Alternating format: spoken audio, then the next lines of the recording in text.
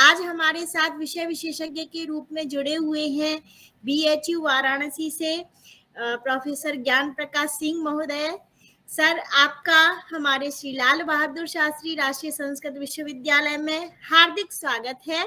हमारे विश्वविद्यालय पक्ष से, हमारे शिक्षण अधिगम केंद्र के पक्ष से, हमारी प्रिय अमिता महोदया के पक्ष से और हम सभी के पक्ष से, सभी प्रतिभागियों के पक्ष से सर आपका बहुत बहुत स्वागत, हृदय से अभिनंदन हम आपका करते हैं। सर BHU में ही कार्यरत हैं और BHU से ही सर ने PhD की है। ये सर का और बड़ा सौभाग्य है कि जहां से आपने विद्या वारिधि की है वहीं पर आप इस समय वर्तमान में प्रोफेसर पद पर कार्यरत हैं और आपकी शैक्षणिक यात्रा लगभग 32 वर्षों की है। आपका शैक्षणिक अनुभव है और आपने सन 1990 से स्टैटिस्टिकल इंस्पेक्टर के रूप में अपनी यात्रा प्रारंभ की department of agriculture and statistics से और वर्तमान में आप बनारस हिंदू विश्वविद्यालय में कम्युनिटी मेडिसिन डिपार्टमेंट IMS में आचार्य के पद पर कार्यरत हैं। हम आशा करते हैं कि आपका जो आज का विषय है उससे हम सभी का ज्ञान अभिवृद्ध होगा, हम सभी लाभान्वित होंगे। इसी आशा के साथ सर आपसे हम विनम्र निवेदन करते हैं कि आप अपने विषय का प्रवर्धन करें। माननीय प्रोफेसर ज्ञान प्रकाश सिंह सर। बहुत बहुत धन्यवाद डॉक्टर आरती जी और अमिता मैडम, पुनः मुझे यहाँ पे अवसर देने का, इंटरेक्ट करने के लिए प्रतिभागियों से। आज का जो विषय है थोड़ा सा तकनीकी पहलू पे है और माइक्रोसॉफ्ट एक्सेल से रिलेटेड है।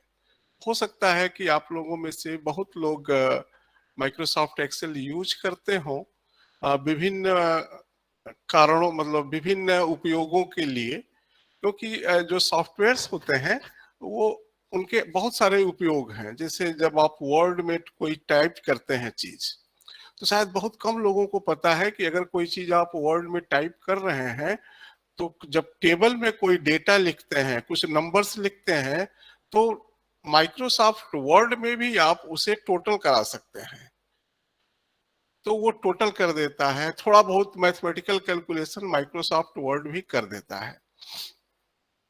तो माइक्रोसॉफ्ट एक्सेल भी इसी श्रेणी में माइक्रोसॉफ्ट कंपनी द्वारा बनाया गया एक टूल है जिसका काम है डेटा हैंडलिंग।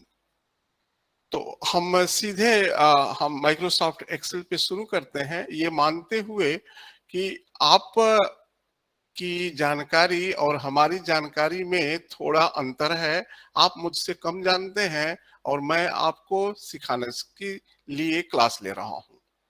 हो सकता है कि आपको ज्यादा जानकारी हो, लेकिन कुछ लोग जरूर होंगे जो बिगिनर होंगे। तो इस दृष्टि से मैं अपना लेक्चर शुरू करूंगा। तो जब भी आप कोई भी कंप्यूटर खरीदते हैं या लेते हैं तो उसमें माइक्रोसॉफ्ट का प्रोग्राम लोड होता है। माइक्रोसॉफ्ट कंपनी ने बहुत सारे पर्पज से अलग अलग शेड्यूल प्रोग्राम बनाए हुए हैं, जिसे कहते हैं Microsoft PowerPoint, Microsoft Word, Microsoft MS Excel, Microsoft Access. बहुत सॉफ्टवेयर्स हैं उनके, जिनके पर्पज अलग अलग हैं। माइक्रोसॉफ्ट एक्सेल को हम लोग बोलते हैं स्प्रेड शीट सॉफ्टवेयर। तो पहले मैं इसे खोलता हूं। खोलने के लिए आप अपने स्टार्ट बटन पे जाते हैं। स्टार्ट बटन पे आप ऑल प्रोग्राम्स में जाएंगे तो माइक्रोसॉफ्ट ऑफिस का फोल्डर मिलता है। उसे जब आप सेलेक्ट करते हैं तो उसमें एक जगह आपको मिलता है माइक्रोसॉफ्ट एक्सेल। हो सकता है कि आपके डेस्कटॉप पे ये पहले से रखा हुआ है हो। अगर रखा हुआ है तो आप वहां से डायरेक्ट खोल सकते हैं। तो मैं अपना स्क्रीन शेयर कर रहा हूं। जो भी चीज मैं दिखाऊंगा और वो आप तक पहुंच पाए इसके लिए।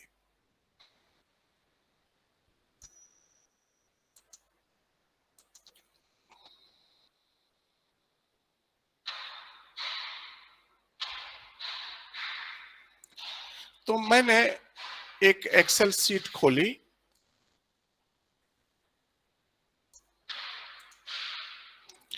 हाँ, ये आपको ये हमारी स्क्रीन दिख रही है कि नहीं? दिख रही है सर, दिख रही है। ओके। आप आपके सामने ये जो पेज खुला हुआ है इसे हम लोग कहते हैं एक्सेल सीट। एक्सेल सीट का मतलब हुआ कि एक पेज आपने खोला है और इस पेज पर स्क्वायर्स बने हुए हैं या रेक्टेंगल्स भी आप कह सकते हैं कि रेक्टेंगल्स बने हुए हैं। ये जितने भी रेक्टेंगल है इनका अपना एक आइडेंटिफिकेशन होता है, इनका पता होता है। जैसे हम अपना कर्सर यहाँ रखे हुए हैं तो हम कहां पर हैं, जैसे अक्षांश और देशांतर के द्वारा हम अपनी लोकेशन तय करते हैं, ठीक इसी तरह से हम लोग एक्सेल शीट में भी हम कहां पर हैं ये तय करते हैं, जिसे बोलते हैं नेम ऑफ सेल। जैसे ये जो चौकोर है जो हाईलाइटेड है इसे हम बोलते हैं सेल। तो ये पेज हमारा सेल्स के द्वारा बना हुआ है। अब कि हर सेल का अपना नाम होता है।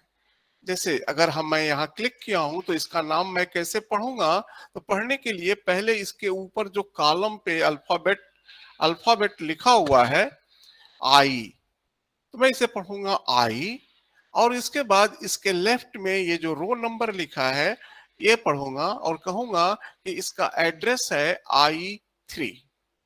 सिमिलरली अगर मैं यहां पर हूं तो मैं कहूंगा कि मैं सेल K2 में हूं। अगर मैं यहां पर हूं तो मैं कहूंगा मैं सेल G11 में हूं। अगर आप ये ऑटोमेटिक आपको यहाँ पे लिख के भी दिखाता है, यहाँ लिखा हुआ है नेम बॉक्स में G11। जैसे ही आप कहीं अपना कर्सर और क्लिक करेंगे उसका लोकेशन, उस लोकेशन का ये नाम यहाँ पे आपको लिख करके दिखा देगा। तो एक्सेल जो है, माइक्रोसॉफ्ट एक्सेल सेल्स के द्वारा बनाया गया है और सेल्स इसके रो और कॉलम के ऊपर डिफाइंड है। इसे कहते हैं स्प्रेडशीट सॉफ्टवेयर। स्प्रेडशीट मतलब कि एक खुला हुआ पन्ना है। हाँ, ये ऐसा सॉफ्टवेयर है जो कि खुला हुआ है। आप यूज कर सकते हो कि आपका रजिस्टर है, रजिस्टर पे जैसे आप जहां चाहते हो वहां फ्री हो आप लिख सकते हो। तो चाहे उसका कैलकुलेशन का रिजल्ट भी आप जैसे ऐड करना है ऐड करके पा सकते हो। एक और सॉफ्टवेयर होते हैं इस दुनिया, इसी के क्रम में, उसे बोलते हैं database management software. Database management software और स्प्रेडशीट सॉफ्टवेयर में थोड़ा बेसिक डिफरेंस है। जब डेटाबेस मैनेजमेंट सॉफ्टवेयर आप यूज करते हैं तब वो आपसे पूछते हैं कि आप डेटा किसका किसका देंगे, मतलब वेरिएबल्स का नेम पूछेंगे। इसके बाद वेरिएबल की प्रॉपर्टी पूछेंगे कि आप जो डेटा एंट्री करेंगे उसकी प्रॉपर्टी क्या रहेगी, वो डेटा डेट है कि वो डेटा नंबर है कि वो डेटा अल्फाबेट है, तो उसकी प्रॉपर्टी होगी। इसके बाद वो डेटा को कहीं और रखते हैं, रिजल्ट कहीं और लिखेंगे और बाद में आपके क्वेरीज के द्वारा चीजों को मिलाते हैं। तो ज्यादा सोफिस्टिकेटेड होते हैं या ज्यादा वेल मेंटेन्ड होते हैं। एक्सेल जो है जो कुछ भी करता है आपके आंख के सामने करता है, इसलिए ये कहा जाता है स्प्रेडशीट सॉफ्टवेयर। अब आप इन सेल्स में जो चाहे लिख सकते हैं। जैसे आप चाहें तो नंबर लिख सकते हैं। जब आपने लिखने के बाद इंटर किया तो जो भी चीज आपने टाइप किया हुआ है वह इस सेल में लिखेगा। और यहां पर भी इस एफएक्स के सामने भी वो दिखाई देगा। इसको कहते हैं फार्मूला बार। आप कहीं पे भी कुछ लिखे, जैसे मैंने यहां लिखा राम, तो मैंने C2 सेल को यूज किया, इंटर किया। अब आप जब इस सेल में क्लिक करेंगे तो फार्मूला बार पर ये दिखेगा कि क्या लिखा हुआ है। तो आप जो कुछ चाहे इसमें इंटर कर सकते हैं, अल्फाबेट, नंबर। अगर आपकी एंट्री नंबर है तो ये आपको कैलकुलेशन की हेल्प कर देता है। और डेटा एनालिसिस में जनरली हम लोग नंबर्स पे ही काम करते हैं। अगर हमारा डेटा क्वालिटेटिव है, अल्फाबेट में है, तो भी हम उसे नंबर प्रोवाइड करते हैं, जिसे हम लोग कहते हैं measurement scale, scale of measurement. तो स्केल ऑफ मेजरमेंट के अकॉर्डिंग हम उन्हें नंबर प्रोवाइड करते हैं। तो अमूमन जब आप डेटा एनालिसिस करेंगे तो आपका के पास डेटा नंबर्स के फॉर्म में होगा। अब डेटा एनालिसिस जब हम लोग करते हैं तो करते क्या है? तो डेटा एनालिसिस करने में हमारे पास बहुत सारी जो मेजरमेंट्स होते हैं उनको हम कंडेंस करना चाहते हैं। तो उन्हें हम एक नंबर में, सारे नंबर्स को कन्वर्ट करते हैं किसी एक नंबर में। अमूमन ये काम हम लोग मेजर ऑफ सेंट्रल टेंडेंसी के द्वारा करते हैं। डेटा है, उसका मीन निकाल लेते हैं, तो पूरा का पूरा डेटा हमने एक नंबर पे कन्वर्ट कर दिया, या मीडियन निकाल लेते हैं या मोड निकाल लेते हैं। इसके बाद दूसरा काम जो करते हैं डेटा के साथ, वह करते हैं कि हम डेटा से वेरिएशन पता करते हैं कि हमारे जो ऑब्जर्वेशंस है वो मीन वैल्यू से ऑन एन एवरेज कितनी दूरी पर है। तो ये भी एक काम हम करते हैं जिसे कहते हैं मेजर ऑफ डिस्पर्सन। तीसरी जो चीज होती है वो होती है कि हमारे डेटा का अगर हम फिगर बनाते हैं तो वो किस सिमेट्रिक होगा कि नहीं, नेचर कैसा होगा हमारे डेटा के मूवमेंट का। तो इसको जानने के लिए हम लोग जो कैलकुलेशन करते हैं उसे हम जनरली स्क्यूनेस और कुर्टोसिस से व्यक्त करते हैं। तो ये सब चीजें जब आप डेटा एनालिसिस करते हैं तो आपको कैलकुलेट करना होता है। कैलकुलेट करने के लिए आपके पास किताबों में फार्मूला लिखा हुआ है, आप उस फार्मूले की सहायता से उस वैल्यू को कैलकुलेट करते हैं। अमूमन यही कैलकुलेशन का काम जो लोग मैं नॉन मैथमेटिक्स, जिनका मैथमेटिक्स उतना स्ट्रांग नहीं होता, वो स्किल से डरते हैं या उनके लिए यह एक कठिन काम हो जाता है। तो सॉफ्टवेयर्स क्या करते हैं कि आपको वो कैलकुलेशन के काम से मुक्त कर देते हैं। आपको अपने से कैलकुलेशन नहीं करना है, सॉफ्टवेयर आपका काम कर देंगे। तो हम लोग आज ये सीखेंगे कि एक्सेल में हम लोग कैलकुलेशन कैसे करते हैं, पहली बात सीखेंगे। फिर हम सीखेंगे कि अगर हमारे पास डेटा है तो हम central tendency, dispersion, skewness, kurtosis और graph, frequency distribution, conditional frequency कैसे बनाते हैं। तो इस अवधि में हम कोशिश करेंगे इंटरेक्ट करने का आपसे इन विषयों पर। तो अगर हमने यहाँ लिखा 34, यहाँ लिखा 25, अब हम इसको ऐड कर सकते हैं। अगर आप कैलकुलेटर यूज करेंगे तो कैलकुलेटर में एक बार 34 टाइप करेंगे, फिर प्लस टाइप करेंगे, फिर 25 टाइप करेंगे और इंटर दबा देंगे तो आपका सम आ जाएगा। यहां भी आपको वही करना है, बस जैसे ही हम जहां आप इसका सम का रिजल्ट चाहते हैं कहीं पर भी वहां क्लिक कर दीजिए और ये समझिए कि आपके पास यहाँ पे अगर आप इक्वल टू लिख देंगे तो आपके पास कैलकुलेटर आ गया। अब इसके बाद कैलकुलेटर में आप क्या करेंगे, 34 फिर प्लस टाइप करेंगे, फिर 25 और इंटर, सम हो गया। लेकिन यह कैलकुलेटर से थोड़ा एडवांस है। अगर हम यहां पर ये ना लिखते, इक्वल्स टू लिखते और हम कहते हैं कि 34 हम नहीं टाइप करेंगे, इस सेल का नाम टाइप करेंगे। तो इस सेल का नाम है A2, तो हमने लिखा इक्वल्स टू A2। अब कंप्यूटर इसको समझ लेगा कि 34 है। फिर हमने कहा प्लस और फिर हमने कहा 25 में क्लिक कर दिया कर्सर को, तो इसे समझ लिया A3 और मैंने फिर इंटर कर दिया, फिर वही रिजल्ट। या अब मान लीजिए कि आपको अगर बहुत सारे नंबर्स हैं तो बार बार इस प्रोसीजर को दोहराने के लिए आपको हर बार click plus click plus click plus, तो ये फिर भी आसान काम नहीं है। तो इससे भी एक आसान तरीका बताया गया, वह है इक्वल टू सम। इसे कहते हैं सिंटेक्स यूज करना या वोकैब्युलरी यूज करना एक्सेल का, या ग्रामर यूज करना जो कि एक्सेल भाषा को समझता है। तो अगर आप इक्वल टू के आगे सम लिखेंगे तो एक्सेल समझ जाएगा कि आप कह रहे हो कि जोड़ो। अब जैसे ही आप लिखोगे नीचे इससे मिलते जुलते बहुत सारे शब्द दिखाई देंगे जिसके अलग अलग काम है। हमने सम पर पढ़ा कि ये क्या करेगा। तो लिखा है यहाँ adds all the numbers in a range of cells, मतलब अगर सेल के रेंज में जो भी नंबर होंगे आप बता दोगे रेंज तो वो जोड़ देगा। अब मैंने इसे डबल क्लिक कर दिया, तो डबल क्लिक कर दिया तो इसने यहां लिख दिया।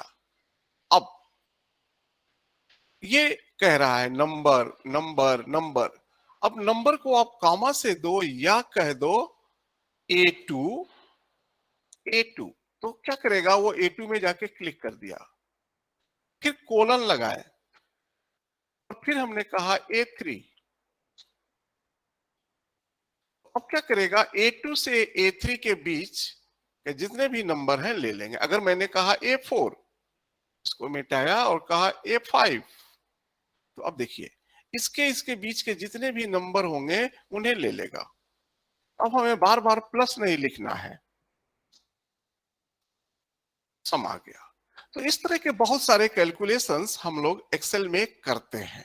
तो अब मैं एक प्रॉपर डेटा लेता हूं या एक डेटा फाइल लेता हूं जिसपे कि हम लोग डिस्कशन करेंगे इस इन चीजों को देखने के लिए। सपोज करिए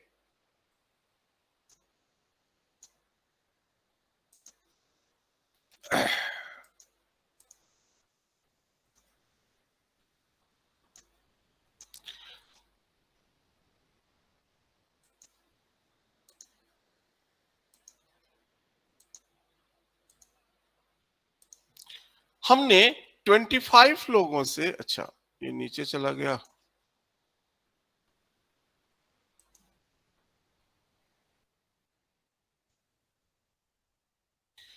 हमने 25 लोगों से कुछ जानकारी इकट्ठे की। उनका जेंडर क्या है, उनका ब्लड प्रेशर कितना था, उनका वेट कितना था, उनका बॉडी सरफेस एरिया क्या था, ये ड्यूरेशन कुछ हो सका, मैं इसे मिटा दे रहा हूं। उनका पल्स काउंट कितना था, उनका स्ट्रेस लेवल कितना था, उनका एज क्या था। और यहाँ पे हमने जो जेंडर लिखा हुआ है इसको यहाँ हमने नंबरिंग करी हुई है, यहाँ पे उसको बाय नेम लिखा हुआ है। अब अगर हम चाहते हैं कि जिन जिन लोगों से हमने जो जो चीजें पूछी उसका एवरेज क्या आया, सम क्या आया, तो अब हम सबका सम जान सकते हैं। ठीक है, जैसे अगर हमको निकालना है कि बीपी जितने लोगों का नापा गया उसका टोटल कितना आया, तो हम सम फार्मूला यूज कर सकते हैं। अब प्रश्न है कि कहां लिखें, तो अमूमन बेहतर होता है कि डेटा के लास्ट लाइन के नीचे आप लिख लें।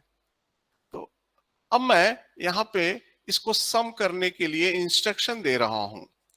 तो अब कैलकुलेटर मोड में जाना है तो पहले लिखूंगा इक्वल टू, फिर लिखूंगा सम और फिर सम आया, डबल क्लिक। अब हम क्या करेंगे, देखेंगे कहां से कहां तक रेंज देना है। तो अब हमारा पहला वैल्यू है D2 में, तो आप चाहे तो हाथ से टाइप करें D2 और फिर कोलन लगा दें, और लास्ट वैल्यू हमारी है D26 में, तो आप D26 में क्लिक कर दें। हाँ, और इसके बाद ब्रैकेट बंद कर दें, टोटल आ गया। अब अगर हम इस टोटल में 25 से डिवाइड कर दें, क्योंकि हमने कितने ऑब्जर्वेशन टोटल किए हैं 25, अगर हम इस टोटल में 25 से डिवाइड कर दें तो हमको इस डेटा का अर्थमेटिक मीन निकल जाएगा। तो हमने क्या किया, लिखा इक्वल टू टोटल। टोटल हमारा कहां है, D27 में। या तो हम इस नंबर को टाइप करें या हम इस सेल का पता लिख दें, दोनों एक ही बातें हैं। तो D27 डिवाइडेड बाय 25, 25 से डिवाइड क्यों किया कि हमारे पास वैल्यूज 25 थी, तो ये निकल गया 92.86। तो हम कहेंगे कि एवरेज वेट हमारे पार्टिसिपेंट्स का 92.86 था, 86 था किलोग्राम। अगर ये किलोग्राम में डेटा है तो। अब यही वैल्यू, ये वैल्यू तो हमने क्या यूज किया, सिंटेक्स यूज करके निकाला, लेकिन इस वैल्यू को सिंटेक्स से यूज नहीं किया, हमने फार्मूला लिख दिया क्योंकि हमको फार्मूला पता था, सम बाई एन। लेकिन अगर आप चाहें तो equal to A V E average, अगर इस सिंटेक्स का यूज करें तो ये आपको डायरेक्ट अर्थमेटिक मीन निकाल के दे देगा। बस यही पूछेगा कि आपका डेटा कहां है।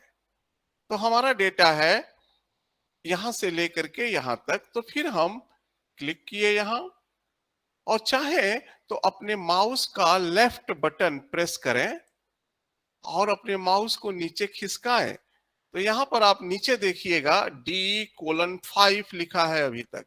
अभी मैं अपनी उंगली हटाया नहीं हूं माउस से और मैं इसे नीचे खींचता जा रहा हूं और जब डेस्टिनेशन पे पहुंच गए तो छोड़ दिया। तो इस तरह से भी आप सेलेक्ट करा सकते हैं। ब्रैकेट क्लोज किया, इंटर। अब देखिए जो वैल्यू ये आई थी वही वैल्यू ये आई। इस वैल्यू को पाने के लिए पहले हमने जोड़ा, जोड़ने के बाद फिर भाग दिया, और अगर हमने ये सिंटेक्स डायरेक्ट यूज कर लिया तो हमको एक्सेल ने मीन बता दिया। अब है कि अगर मुझे बाकी कॉलम के डेटा का भी मीन जानना है तो क्या मुझे फिर फार्मूला लिखने की जरूरत है? अगर मीन जानना है तो उत्तर है नहीं। क्या करेंगे कि यहां पे देखिए इस सेल में, यहां पढ़िए लिखा हुआ है एवरेज D2:D26। इसका मतलब है कि इस कॉलम के दूसरे सेल से 26वें सेल तक का यह मीन बता रहा है।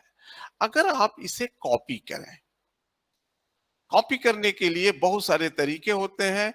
एक तरीका है कि कंट्रोल बटन को प्रेस करके सी अक्षर को प्रेस करिए, कंट्रोल सी। दूसरा है कि राइट क्लिक करिए माउस का, उसमें आएगा कॉपी, कॉपी, इसे क्लिक करिए।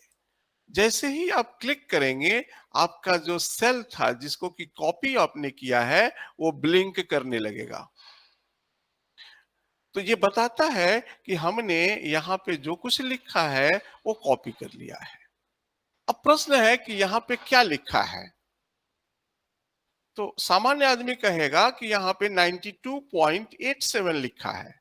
डी कंप्यूटर समझेगा कि यहां पर लिखा है एवरेज D2:D26।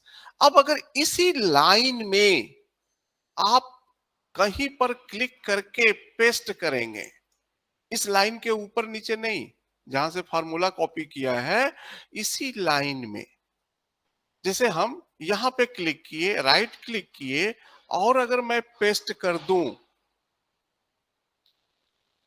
तो ये क्या करेगा, यही फार्मूला इस कॉलम पे लागू कर देगा, यानी कि इस कॉलम का मीन निकल जाएगा। आप देखें यहां पर क्लिक किया, क्लिक जैसे आप क्लिक करेंगे वो आपको दिखाएगा कि कौन डेटा उसने लिया है। ठीक इसी तरह से अगर मैं यहां क्लिक कर दिया, कंट्रोल भी, और कॉपी नहीं है, कॉपी ब्लिंकिंग खत्म हो गई है, फिर से हमने किया कंट्रोल सी और यहां पे किया कंट्रोल वी, तो किसका मीन निकल गया, इसका निकल गया। फिर यहां किया कंट्रोल वी और फिर से ब्लिंकिंग खत्म हो गई है, कंट्रोल सी, कॉपी किया, कंट्रोल वी।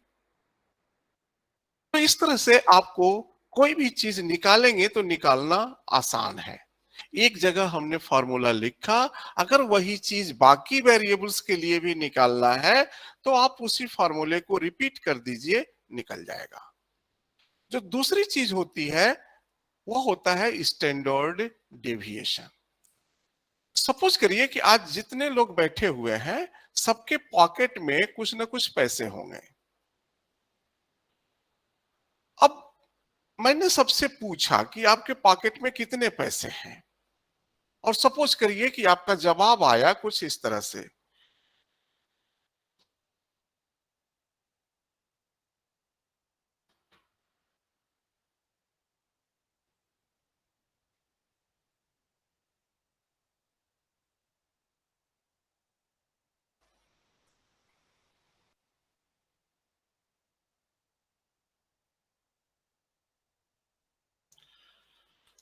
ठीक है, आपका जवाब आया कि इस तरह से।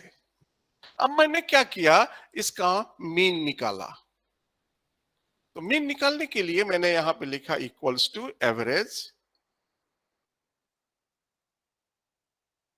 This to this. अब 5 2 3 6 मैंने ये संख्या, सपोज करिए कि ये वाला नंबर हमने अमिता मैडम को भेजा, कोऑर्डिनेटर को, ये डेटा नहीं भेजा। अब इसको देख करके मैडम इन लोगों के विषय में, इन पॉकेट्स मनी के विषय में एक आइडिया जनरेट करेंगे। ठीक है, ये हमारा मीन था। सिमिलरली यही काम हम मीडियन से भी कर सकते थे, इक्वल्स टू मीडियन।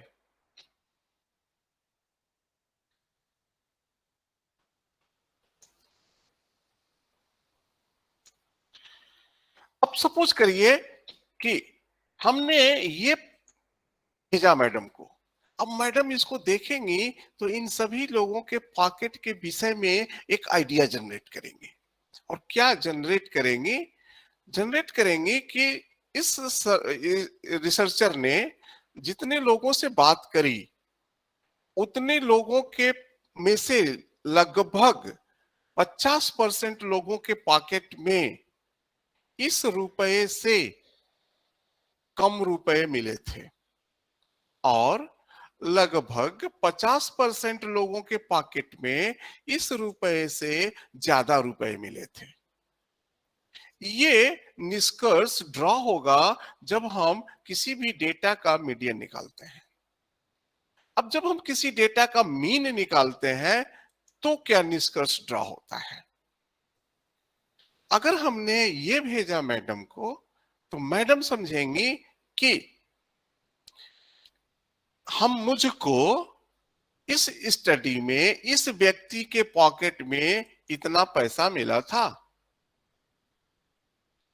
और इस व्यक्ति के पॉकेट में भी यही पैसा मिला था। सबके पॉकेट में वो समझेंगी कि यही पैसा मिला था। ये एक्स बार है। अब जब भी कोई हम डेटा एनालिसिस करते हैं तो एक तो होता है कि डेटा था और दूसरा होता है कि डेटा के मॉडलिंग करते हैं। तो अब हमने क्या किया, इस डेटा का ये मॉडल दिया और इससे मैडम ने ये अर्थ लगाया। अब सच्चाई ये थी, अर्थ ये हम निकाल रहे हैं। अब क्या करते हैं, ये देखते हैं कि जो हमने ये वैल्यू प्रोवाइड करी वो इनके नजदीक था कि दूर था, गैप था। तो इसके लिए हम सब में से इसको माइनस करते हैं, जिसे आप कहते हो x माइनस एक्स बार, और फिर उससे वेरिएंस और स्टैंडर्ड डेविएशन निकाला जाता है, जो कि एक कठिन प्रक्रिया है आम लोगों के लिए। अब अगर आप उसे भी निकालना चाहते हैं तो बस यहां लिखिए इक्वल्स टू VAR, तो ये देगा वेरिएंस VARP। तो हमने इसको दे दिया, तो ये हमको बता दिया वेरिएंस इस डेटा का। अगर हमने लिखा यहां पर equal to STDEV, standard deviation P, click किया और ये डेटा दे दिया, तो ये सारा स्टैंडर्ड डेविएशन को कैलकुलेट करने में जो हम लोग करते हैं मेहनत, माइनस करते हैं मीन से और फिर स्क्वायर करते हैं, फिर मीन निकालते हैं, फिर स्क्वायर रूट निकालते हैं, वो सब कुछ करके इसने बता दिया। अब अगर आपके पास बहुत सारा के डेटा है तो सबका आप मीन एसडी निकाल सकते हो। तो ये कैलकुलेशंस के तरीके होते हैं, एक्सेल में हम लोग करते हैं। अब कुछ बातें ऐसे हैं कि जैसे हम लोग जब ये डेटा एंट्री करते हैं और अपनी सीट को हम नीचे खिसकाते हैं तो जो हमारा ऊपर हेडिंग था वो छुपता जाता है, और बाद में अगर डेटा बहुत ज्यादा होता है तो बाद में पता नहीं चलता है कि इस कॉलम में क्या लिखा था, इस कॉलम में क्या लिखा था। तो हम चाहें तो ऊपर से कितनी भी लाइंस को कह सकते हैं कि फ्रीज कर सकते हैं, इसे कहते हैं फ्रीज कर सकते हैं। जैसे अगर मैं चाहता हूं कि मेरी पहली लाइन हमेशा दिखती रहे, चाहे मैं कितना भी अपना पेज नीचे ले जाऊं लाइन नंबर, तो इसका तरीका है कि आप यहाँ पे क्लिक करिए उस लाइन के नीचे और रिव्यू व्यू में जाइए, व्यू पे, और व्यू में है फ्रीज पेन्स, फ्रीज पेन्स इसको क्लिक कर दीजिए। और इसमें ऊपर वाला ये देखिए, ये सेलेक्ट किया है यहाँ पर, तो इसको अगर पढ़ने की मतलब आप जहमत उठाना नहीं चाहते हैं तो कुछ बिगड़ने वाला नहीं है, आप इसे क्लिक कर दो। अब आप जब क्लिक करोगे तो आपके पहले लाइन के नीचे एक लाइन खींच के आ जाएगी। इसके बाद आप नीचे देखिए, स्क्रॉल करते जाइए, आपका हेडिंग फिक्स रहेगा। जो भी डेटा है हमेशा आपको हेडिंग उसकी दिखती जाएगी। तो ये एक फ्रीजिंग बहुत इंपॉर्टेंट चीज होता है। दूसरा जो इंपॉर्टेंट चीज होता है वो हमने बताया कि जब हम इसको कॉपी करेंगे इस फार्मूले को, तो इसी के लाइन में लिखेंगे तभी सही कैलकुलेशन होगा। अगर मान लीजिए कि मैंने इसे कॉपी किया, कंट्रोल सी, और यहां पेस्ट कर दिया, कंट्रोल वी, देखिए ये उत्तर और ये उत्तर सेम नहीं है। कारण क्या है? कारण ये है कि यहाँ पे क्लिक करके देखिए, इसने क्या किया, नीचे एक ऊपर वाला पकड़ लिया और एक नीचे वाला छोड़ दिया। हमने जो ओरिजिनल फार्मूला लिखा था वो यहाँ पर, वो इस नंबर से इस नंबर तक। अब जब इस फार्मूले को आप कहीं दूसरे सेल में पेस्ट करोगे इस लाइन के अलावा, तो वो क्या करेगा, इस सेल के नंबर्स को एडजस्ट करता है। ठीक है, तो ये सावधानी हमको बरतनी पड़ती है। बहुत सारी सावधानियां हैं जो हमें बरतनी पड़ती हैं, लेकिन हम लोग सब कुछ तो नहीं जान पाएंगे, लेकिन कुछ हम आपको ट्रिक्स जरूर सिखा पाएंगे या बता पाएंगे अगर आप बिगिनर हैं तो। ठीक, तो अब हम एक दूसरी फाइल लेते हैं।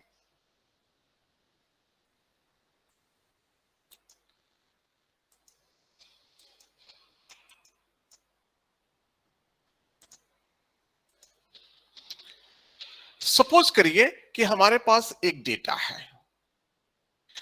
इस डेटा में कुछ चीजें पूछी गई, जैसे मान लीजिए कि किसी कंपनी ने कोई ब्रांड बनाई। सपोज करिए कि टेल्कम पाउडर की एक ब्रांड पहले से चल रही थी, उसने ब्रांड को इम्प्रूव किया। इम्प्रूव करने के बाद मार्केट में उसने एक सर्वे कराया। सर्वे कराने पर उसने सर्वे डेटा में, सर्वे क्वेश्चंस में डाला कि हमारे ब्रांड को आप की पर क्या ओपिनियन है, ब्रांड की अच्छाई के लिए, या ब्रांड कैसा लगा आपको, या ब्रांड में आपकी क्या रुचि है। अब उसके लिए उनको सामने ऑप्शन दिया गया कि आप इसमें से कोई एक ऑप्शन चूज करिए। कैन नॉट से, interested, extremely not interested, extremely interested, not interested. तो इस तरह के 5 ऑप्शंस दिए गए। इसे कहते हैं लीकोर्ट स्केलिंग पे क्वेश्चन पूछना। अब हर आदमी ने कुछ ना कुछ जवाब दिया। अब आपकी एक ओपिनियन हो सकती है ये देखना कि कितने लोगों ने क्या जवाब दिया। डेटा एंट्री हुआ है, ठीक है। तो पहले मैं इसको फ्रीज करता हूं।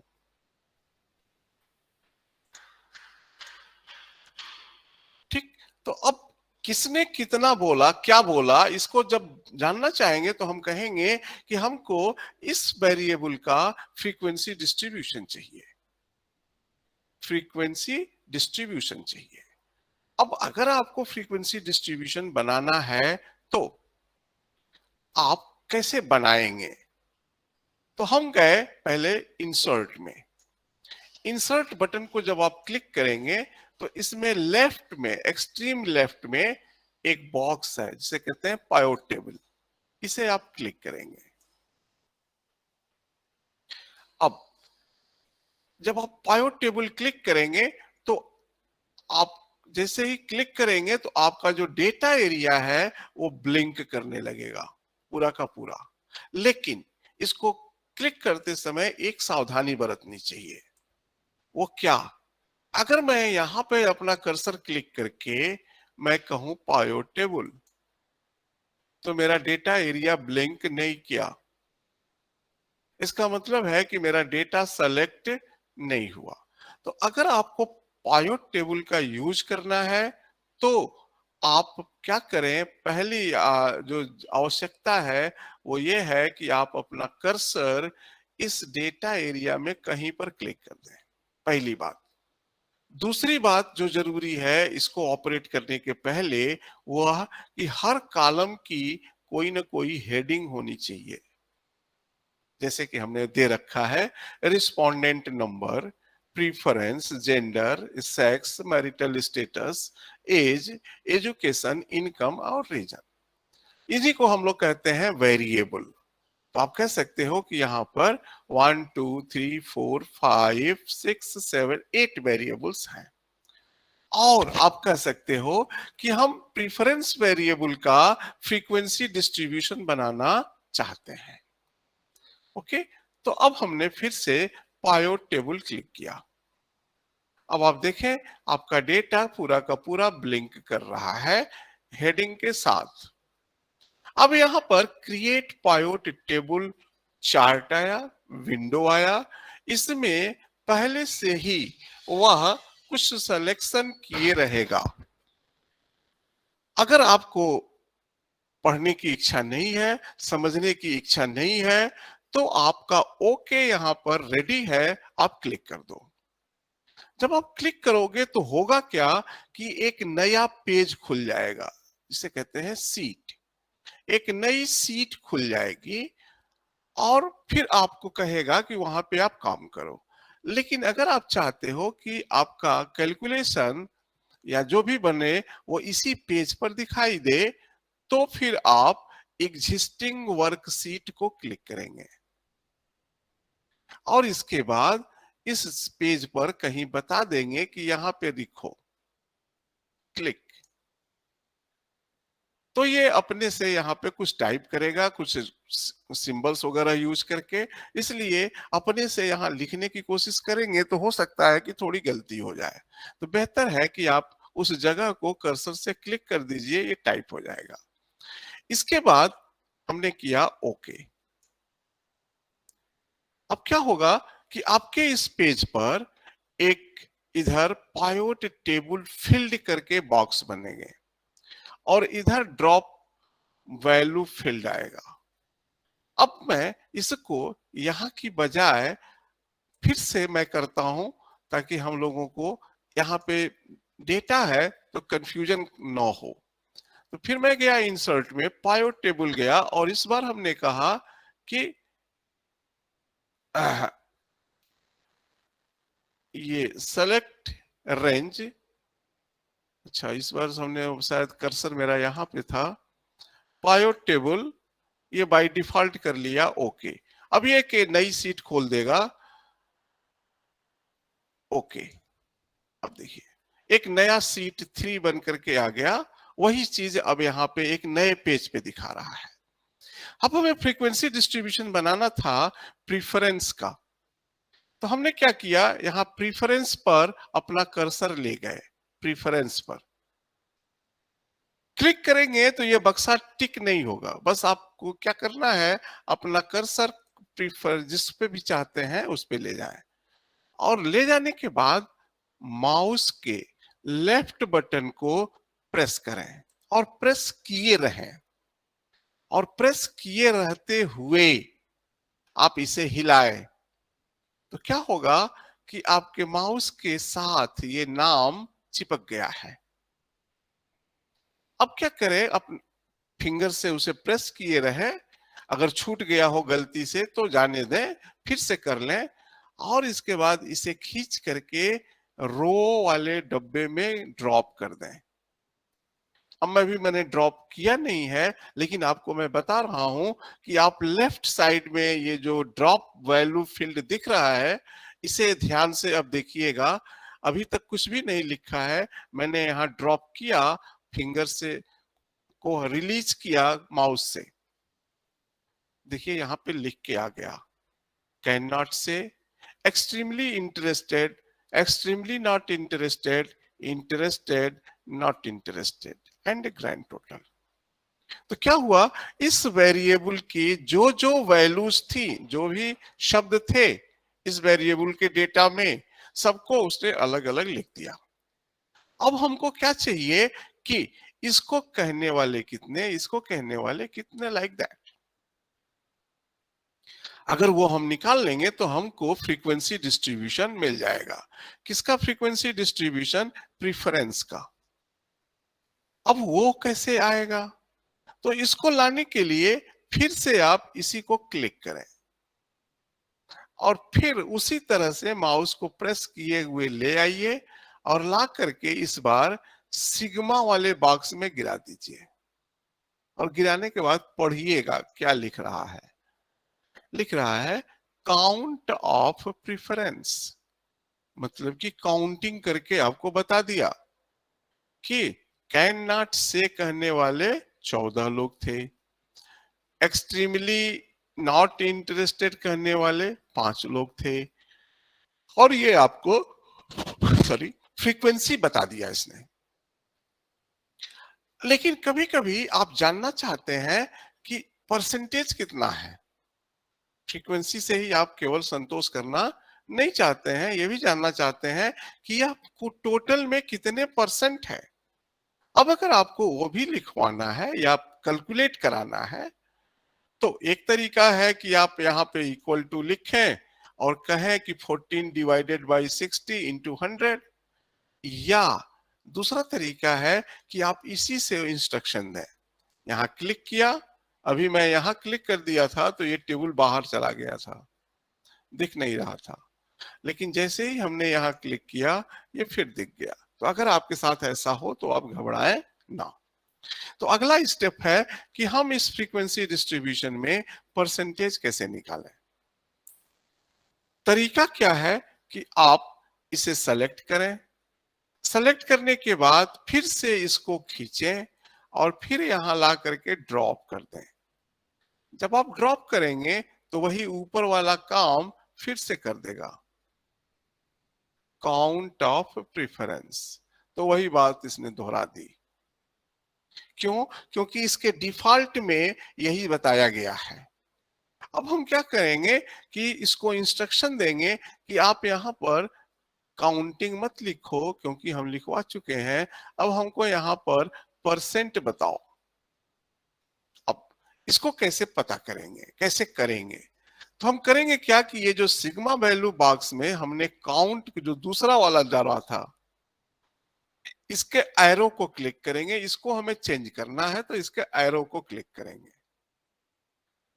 एरो को जब हम क्लिक करेंगे तो इसमें बहुत सारे फैसिलिटीज हैं। इसमें से हम कहेंगे value field setting, value field setting, इसको क्लिक करेंगे। इसका मतलब है कि आपको इसकी सेटिंग को बदलने का यहाँ पर मौका दिया गया होगा। तो मैंने इसे क्लिक किया। अब इसमें देखिए count, average, minimum, maximum, product, बहुत सारी चीजें हैं, सम, लेकिन हमको क्या चाहिए? परसेंट। तो अगर आप इसके ड्रॉप डाउन में देखें तो कहीं परसेंट नहीं लिखा मिलेगा। ओके, तो अब ऊपर पढ़िए, यहां पे देखिए क्या सेलेक्ट है, समराइज वैल्यू बाय, और इधर लिखा है शो वैल्यूज एज। ये जो वैल्यूज हैं इनको शो करो एज, एज मतलब जैसा हम कहें। तो इससे पहले आप सेलेक्ट कर लें शो वैल्यूज एज। अब ये पूछेगा कैसे, तो यहाँ पे शो वैल्यूज एज अभी लिखा है नो कैलकुलेशन, तो क्या करेगा? डिफॉल्ट वाला कर देगा, जोड़ देगा, अकाउंटिंग कर देगा। अब यहाँ एरो की को सेलेक्ट करिए। अब है परसेंटेज ऑफ ग्रांड टोटल। अगर आप इसे करते हैं तो ये ग्रांड टोटल 60 है और इनका परसेंटेज निकाल देगा। दूसरा क्या है? Percentage of column total. Percentage of column total, इससे भी आप कर सकते हैं। फिलहाल मैंने इसे क्लिक कर दिया। अब जब परसेंट ये निकालेगा तो डेसिमल के कई प्लेसेस तक निकालेगा, हो सकता है कि आपको अच्छा ना लगे, तो अमूमन लोग डेसिमल को फिक्स कर देते हैं। तो यहाँ पे नंबर फॉर्मेट भी है, आप चाहें तो कर सकते हैं। इसे क्लिक कर दिया। इसके बाद इसमें हमने नंबर ले लिया, हालांकि ये परसेंटेज और 2 तक लिखा हुआ है तो कुछ भी करने की जरूरत नहीं है। ओके किया। क्या हो गया? Count value field setting, percentage, show value as percentage of column total, grand total करें, क्या किया, ये आ गया। और कॉलम टोटल, कॉलम टोटल में क्यों नहीं लाया इसने, show value as percentage of column total, कहीं था ना,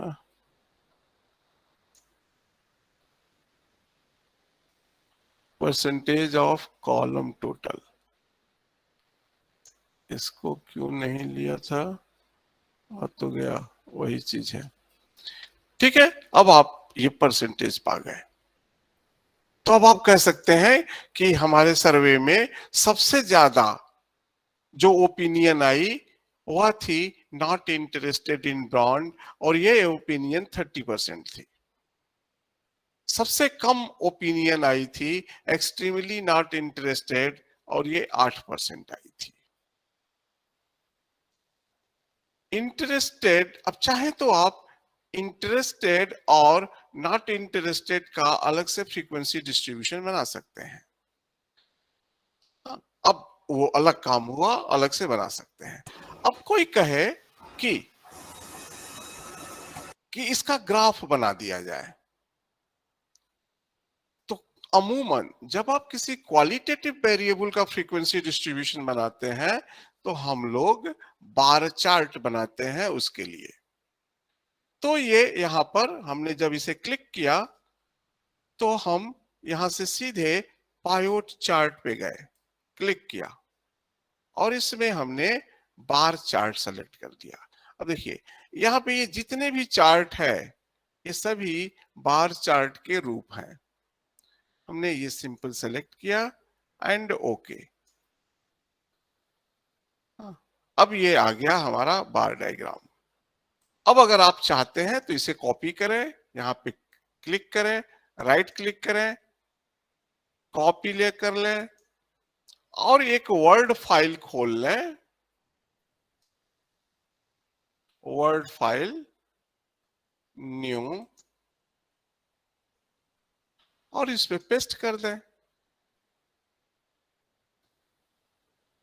सिमिलरली ये टेबल जब आपका बन गया तो आप इसे कॉपी कर लें,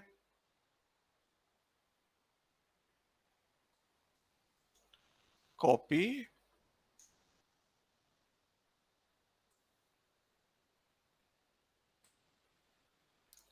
और वर्ड फाइल में पेस्ट कर लें।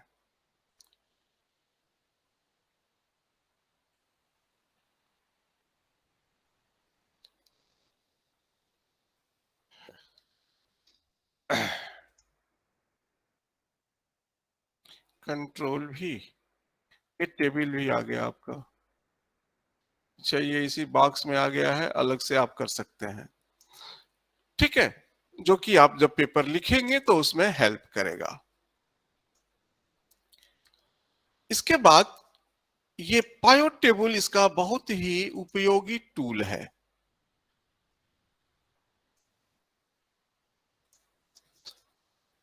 यहां से हम इसे डिलीट करते हैं। अब सपोज करिए कि आपको ये जानना है कि जिन लोगों ने कहा कि कैन नॉट से, जिन लोगों ने कहा नॉट इंटरेस्टेड, जिन लोगों ने कहा एक्सट्रीमली इंटरेस्टेड, उनके एवरेज एज क्या थे, अगर आपको जानना है। एवरेज एज किसके के अकॉर्डिंग? प्रीफरेंस के अकॉर्डिंग। तो अब आपको क्या करना है, इसी पायोट टेबल में इनको यहां से हटा दीजिए बाहर। इसको क्लिक किया और क्लिक करने के बाद इसमें ड्रॉप कर दिया।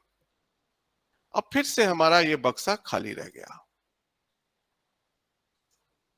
अब हमने फिर क्लिक किया और हमने क्या किया, एज यहां लाके रखा, एज।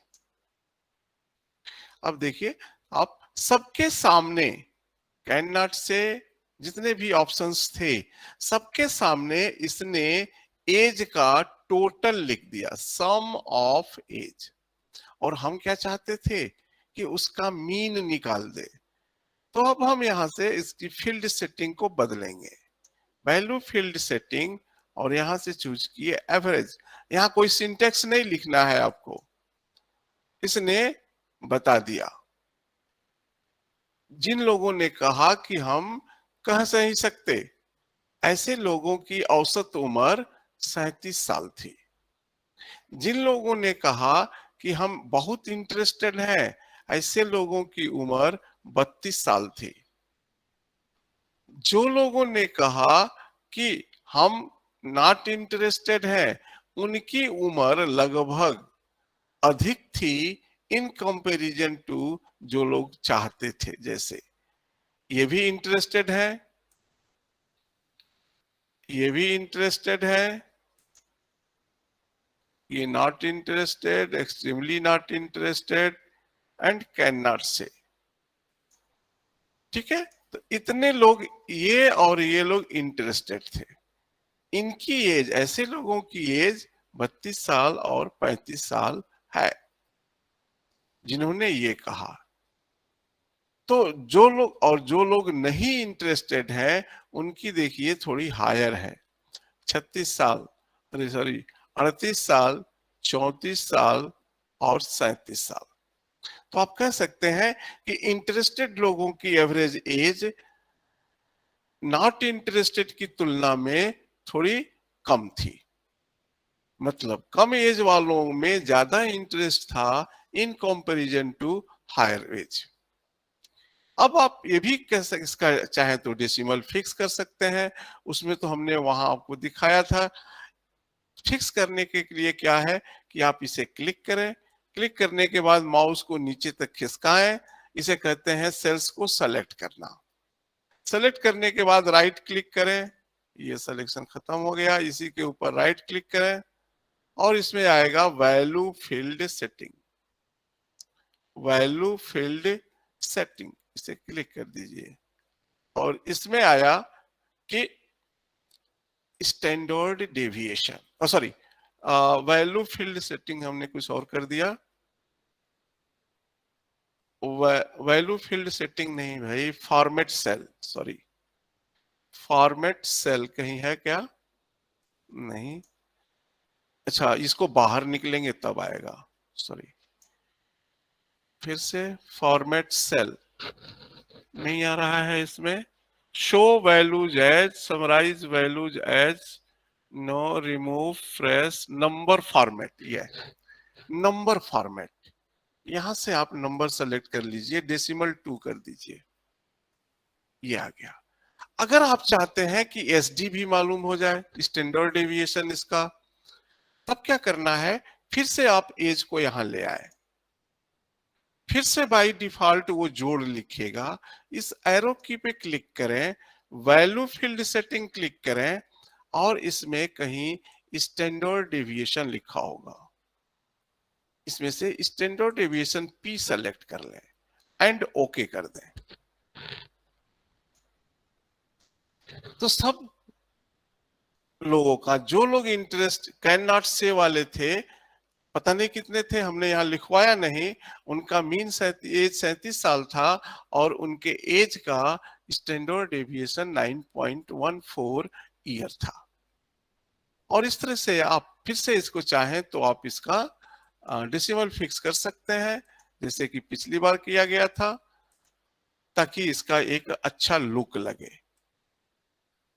तो ये तो हुआ कि हम किसी क्वालिटेटिव वेरिएबल के का फ्रीक्वेंसी डिस्ट्रीब्यूशन कैसे बनाएंगे, किसी क्वालिटेटिव वेरिएबल का हम किसी क्वांटिटेटिव वेरिएबल के साथ मीन एसडी कैसे निकाल देंगे।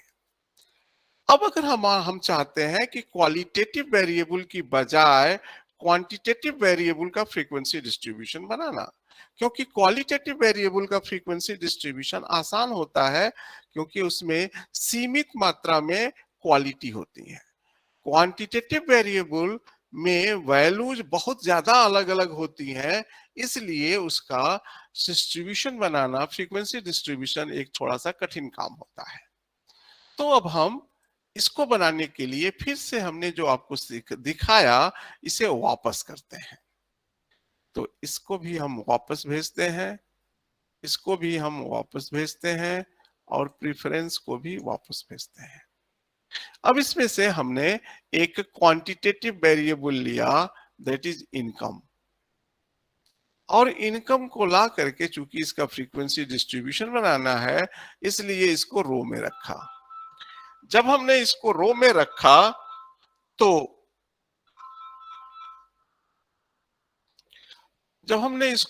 रखा तो यहां पे देखिए ये सारे नंबर्स आपको दिखाई दे रहे हैं। यही हमारे डेटा में इनकम डेटा के नंबर थे। बस फर्क क्या है कि हमारे इनकम डेटा में हो सकता है कोई नंबर एक से ज्यादा बार आया हो, इसमें अगर एक से ज्यादा बार आया होगा तो वो एक बार लिखेगा। ठीक है, इसके बाद अब हमको चाहिए कि कौन नंबर कितनी बार आया है, तो फ्रीक्वेंसी डिस्ट्रीब्यूशन बनेगा इनकम का। तो फिर हमने क्या किया, इसी इनकम को यहां ड्रॉप किया।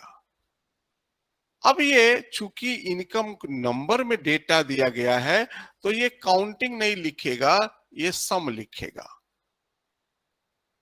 अब देखिए 900 इनकम था और उसका जोड़ भी 900 दिया, इसका मतलब है केवल एक वैल्यू थी 900। सिमिलरली ये भी एक वैल्यू रही होगी, लेकिन हमको तो चाहिए था काउंटिंग, तो अभी काउंटिंग यहां से देखिएगा तो आपको मिल जाएगा काउंट, बदल दिया हमने सम को, एक एक एक एक सभी एक एक बार आई हैं वैल्यूज। ठीक है, लेकिन हम चाह रहे हैं इस तरह का हम इस काउंट को यहां से हटा दिए। अमूमन जब हम क्वांटिटेटिव वेरिएबल का फ्रीक्वेंसी डिस्ट्रीब्यूशन बनाते हैं तो हर वैल्यू की फ्रीक्वेंसी नहीं पता करते, वैल्यूज का ग्रुप बना देते हैं और उस ग्रुप के अकॉर्डिंग फ्रीक्वेंसी पता करते हैं।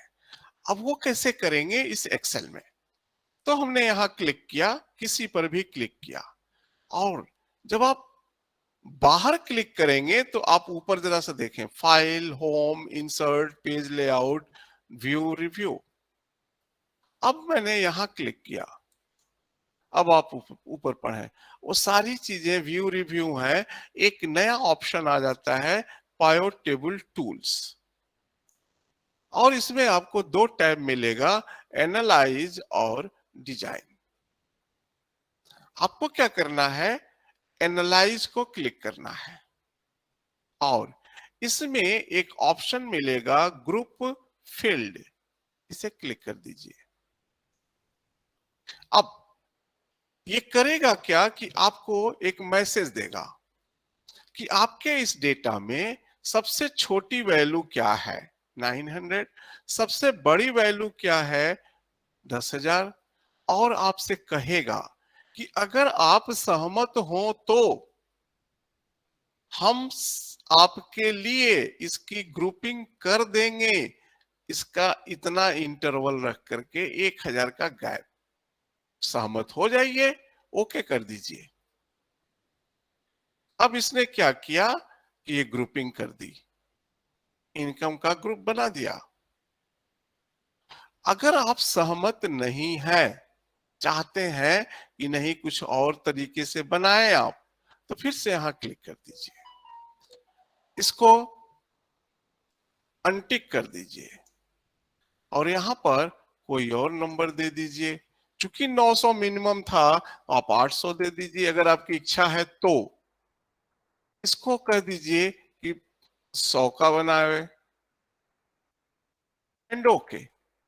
अब जब 100 का बनाएगा तो इंटरवल्स की संख्या ज्यादा हो जाएगी। देखिए ग्रुप्स बहुत ज्यादा हो गए। अब इसको कितना रखना चाहिए, इसके लिए कुछ रूल्स हैं जिसको लोग फॉलो करते हैं रखते समय। फिलहाल हम इसके डिफॉल्ट को ले लेते हैं।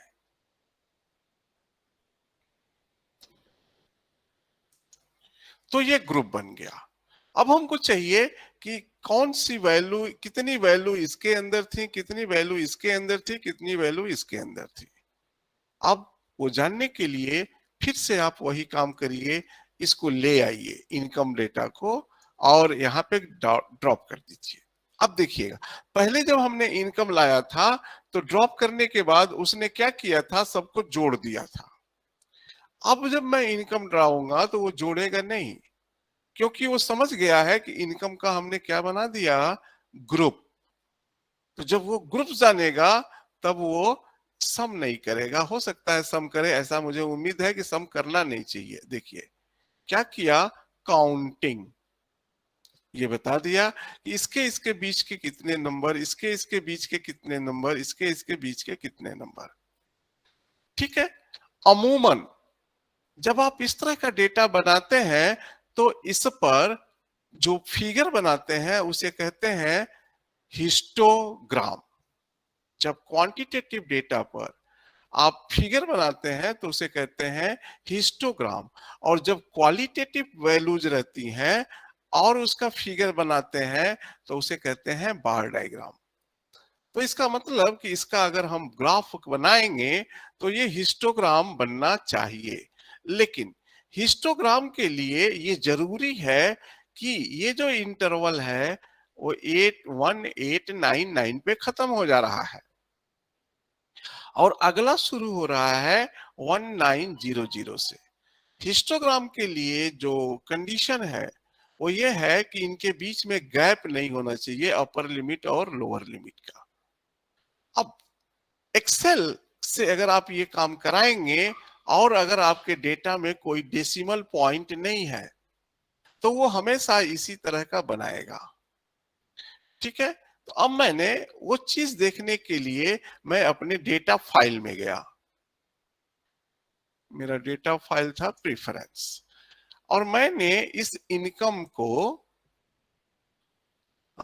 इस इनकम में यहां पर दशमलव 0.000000001 जिससे कि इनकम कोई प्रभावित ना हो, ये एंट्री कर दी।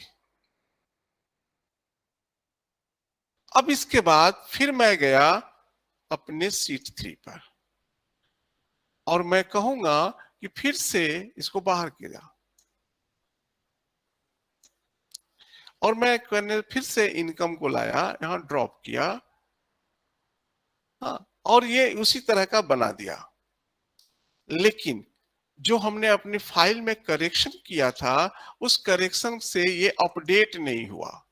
तो जब आप पीओ टेबल यूज करते हैं और आपने उसके बाद अपने फाइल में कोई डेटा चेंज किया तो पीओ टेबल उस चेंज को रीड नहीं करता है। उसके लिए क्या करना होता है कि पहले आपको एनालाइज में जाएंगे और रिफ्रेश बटन है, अगर आपने चेंज किया है तो आप उसे रिफ्रेश कर दीजिए। अब रिफ्रेश जब आपने किया तब वो आपके रिफ्रेश को पढ़ लेगा। ठीक है। अब फिर से हम इनकम को लाते हैं, अनग्रुप कर देते हैं इसको, अनग्रुप। और फिर हमने कहा क्लिक क्लिक ग्रुप फील्ड और उनकी बात उसी तरह से मान ली। लेकिन ये लिया नहीं इसने, आना चाहिए। यहाँ पर हमारी वैल्यू कहाँ चली गई, इनकम, इनकम किस पे किया गया था, कहीं चेंज किया था हमने शायद ना, पता नहीं, मुझे याद नहीं आ रहा है। एनीवे मैं इसको कर देता, वो 900 पे था शायद, वो भी नहीं चेंज हुआ है। ओके फिर से कर देते हैं 28 इज इक्वल्स टू 2800.12। फिर मैं गया अपडेट, रिफ्रेश। अब देखिए 1900, 1900, 2900, 2900, 3900, 3900। अब इसको कहते हैं कंटिन्यूअस फ्रीक्वेंसी डिस्ट्रीब्यूशन। और फिर यहां कर लाया, काउंटिंग आ गई, ये फ्रीक्वेंसी डिस्ट्रीब्यूशन आ गया। अब इससे जो हम ग्राफ बनाएंगे वह होगा बार ग्राफ नहीं, वह होगा हिस्टोग्राम। ठीक है, उसे हम कहेंगे हिस्टोग्राम। हमने क्लिक किया और फिर हमने अभी ये बार वाला ही क्लिक किया। ओके। अब आपको यहाँ पे हम एक चीज बताएंगे कि माइक्रोसॉफ्ट एक्सेल कभी भी हिस्टोग्राम नहीं बना पाता। वो जब भी बनाएगा बार डायग्राम बनाएगा। और बार डायग्राम और हिस्टोग्राम में फर्क क्या है? पहली बात कि बार डायग्राम के बीच के में बार से बार के बीच में गैप नहीं होता, तो हम कंप्यूटर से कह सकते हैं कि तुम इनको सटा दो। पहली चीज। दूसरी चीज कि बार डायग्राम में एक्स एक्सिस पर या वेरिएबल की वैल्यू नहीं होती है, क्वालिटी होती है। जेंडर का बार डायग्राम तो मेल फीमेल, न्यूमेरिकल वैल्यू नहीं होती है। और न्यूमेरिकल वैल्यूज के क्लास इंटरवल कंटिन्यूअस नहीं होते बार डायग्राम। ठीक है, लेकिन यहां पर न्यूमेरिकल वैल्यू है, कंटिन्यूअस है, बस बार के बीच में गैप नहीं है।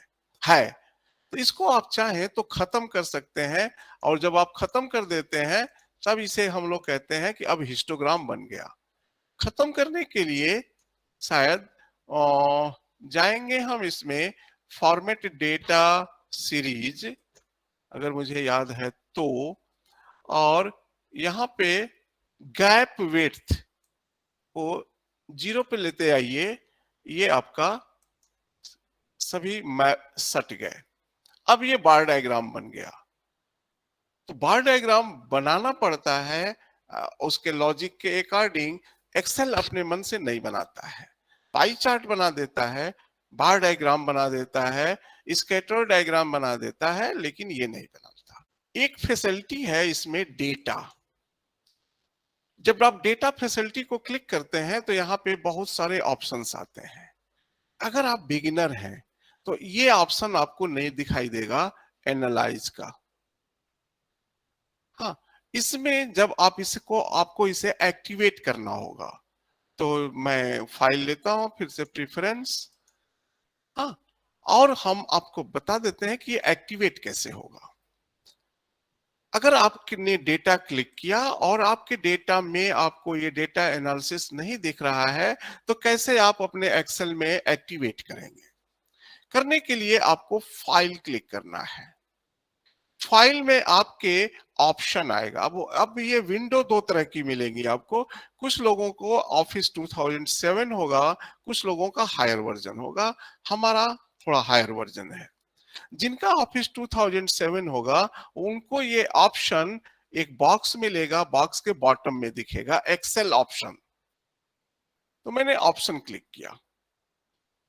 ऑप्शन में जब आप क्लिक करेंगे तो आपको नेक्स्ट जो बॉक्स आएगा उसमें आएगा एड इन। एड इन को क्लिक करेंगे तो आएगा एनालिसिस टूल पैक। इसको सेलेक्ट करके गो कर देंगे। जब आप गो करेंगे तो आपको ये वाला बॉक्स दिखाई देगा। इसमें एनालिसिस टूल पैक टिक नहीं होगा। आपको क्या करना है, बस यहाँ पे क्लिक करना है, वो टिक हो जाएगा। और इसके बाद ओके कर देंगे तो आपसे परमिशन लेगा और उसके कुछ सेकंड के अंदर आपके डेटा टैब में ये बॉक्स दिख जाएगा। अब अगर आप इसे क्लिक करेंगे तो आपको यहां पर स्टेटिस्टिक्स के बहुत सारे कैलकुलेशंस बिना फार्मूला लिखे आप यहां डायरेक्ट कर सकते हैं। जैसे कोरिलेशन, टी टेस्ट, ये सब चीजें आप कर सकते हैं। और इसके लिए हम कोई एक ऐसा डेटा लें जिसे कि आपको दिखा पाए। Bank loan BSA health.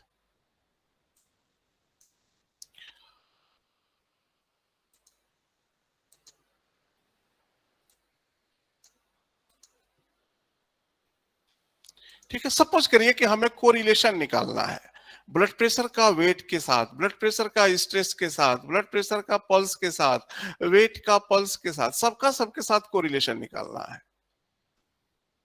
बहुत सारे तरीके हैं। एक तरीका जो अभी हम आपको तुरंत में दिखा सकते हैं वह है डेटा एनालिसिस में जाइए, कोरिलेशन को सेलेक्ट करिए और ओके कर दीजिए।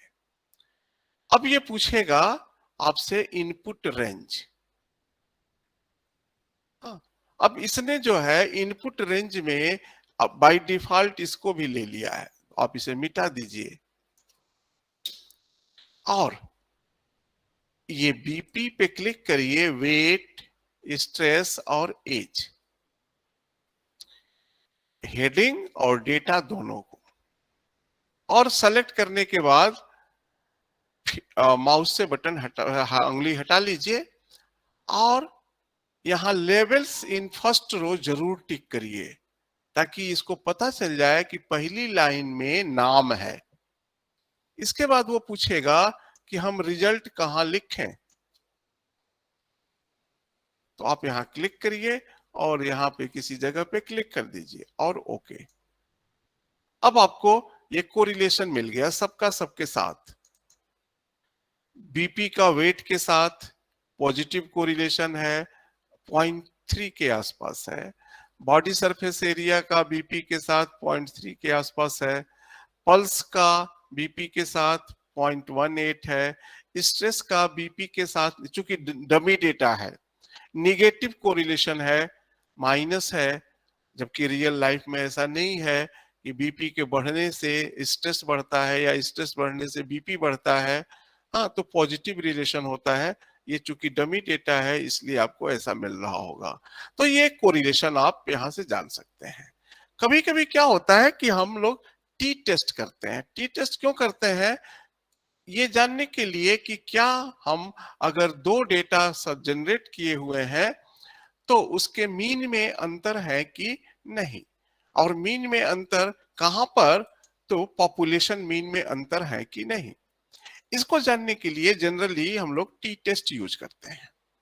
अब जब आपको टी टेस्ट करना होगा तो हमेशा एक डेटा ऐसा होगा जिसमें ग्रुप होगा, ग्रुप होंगे दो, और एक डेटा होगा जो कि क्वांटिटेटिव होगा।